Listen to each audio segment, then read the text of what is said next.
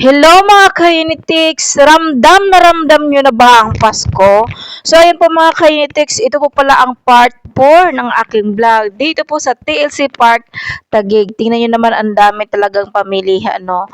So, nag-enjoy ako sa aming gala, ayan, sa aming date ng aking Diyosawa. Super enjoy naman talaga ako, mga ka-Unitix. So, ang daming hugot, no, sa video. So, ayun na yun sa maraming mga hugot. So, ayan na nga po mga ka-Unitix. Sobrang dami ko na talagang inaanak. Yes, ang dami kong inaanak talaga, and I'm so sorry sa mga hindi ko talaga mabigyan. Sa ngayon kasi ang mga binibigyan ko yung latest ko talagang inaanak na kakabinyag pa lang, ayun talaga ang pina-priority ko. Pero sa mga luma ko na mga inaanak, sorry na hindi ko kayo mabigyan dahil hindi pa po mayaman talaga si Ninang. So syempre yung mga income ko is para sa akin lang, para sa amin lang talagang mag-partner kasi syempre alam nga namang ibigay namin lahat, saan kami makakuha ng pag-emergency, o di ba?